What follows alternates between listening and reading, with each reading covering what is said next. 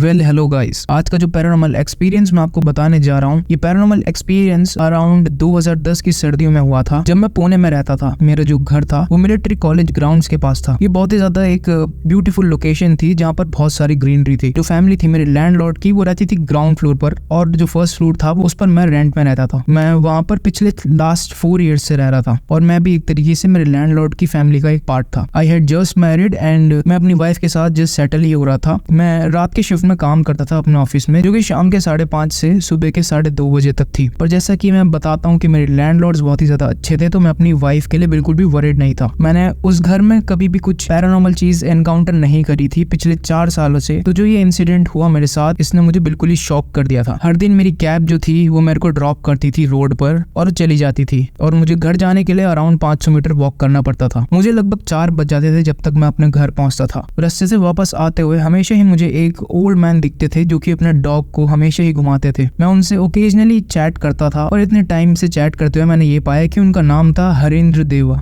जो कि change name है ड्यू टू प्राइवेसी। जिसने मुझे स्टोरी सुनाई, उसकी प्राइवेसी को ध्यान में रखते हुए मैंने जो अंकल है उनका नाम चेंज कर दिया था हरेंद्र देव में। और वो एक रिटायर्ड मिलिट्री ऑफिसर थे जो कि रह रहे थे other side of the camp. एक दिन मेरी कैब ने जब मुझे ड्रॉप किया, उस दिन बहुत ही ज्यादा ठंडा दिन था और मैं घर जाने के लिए बहुत ही ज्यादा हरी कर रहा था। मैंने देखा कि मिस्टर देव मेरे सामने से आ रहे थे, बिल्कुल ही मेरी अपोजिट साइड से। तो मैंने उन्हें ग्रीट किया एज यूजुअल, जैसे कि मैं ग्रीट करता हूँ, और अपने घर की तरफ चले गया। मैं अपने घर का दरवाजा खोलने ही वाला था अपनी की के साथ। मैंने देखा कि एक लाइट सी जल रही थी मेरे लिविंग रूम में। जब मैंने दरवाजा खोला तो मैंने देखा कि मेरी वाइफ वहां पर खड़ी थी, बिल्कुल ही पसीना पसीना हो रखी थी वो, और वो मेरी तरफ दौड़ती हुई आई और रोना शुरू कर दिया। मैंने जैसे तैसे करके उसे कंसोल किया कि आखिर हुआ क्या है, मुझे बताओ। उन्होंने मुझे ये बताया कि वो यूजुअली लोनली फील करती है रात के टाइम पर, इसलिए वो लिविंग रूम में आ जाती है टीवी देखने के लिए, और खिड़की की तरफ खड़ी हो जाती है जो रोड के सामने बिल्कुल फेस करती थी। वो हमेशा ही एक बूढ़े आदमी को देखती है जो कि अपने डॉग को डेली घुमाता है, पर उसने आज तक ये नहीं देखा कि वह कहाँ से आता है। और जब भी वो एक टर्न लेता है बिल्कुल सड़क के राउंड कॉर्नर में, वो एकदम ही हवा में वैनिश हो जाता था। उसने ये चीज काफी टाइम तक इग्नोर करी। उसने ये सोचा कि क्या पता ये एक लाइट की ट्रिक हो। पर आज उसने जब मुझे उस आदमी से बात करते हुए देखा, और जब मैं उससे बात कर रहा था, जैसे ही मैं घर की तरफ बढ़ा आगे, वो आदमी वहीं पर रुक गया और मुझे घूरना शुरू कर दिया उसने मेरे पीठ की तरफ। जैसे ही उसने ये सेंस किया कि कोई उसे ऑब्जर्व कर रहा है, उसने सडनली मेरी वाइफ की तरफ देखा और वहां से बिल्कुल ऑन द स्पॉट गायब हो गया।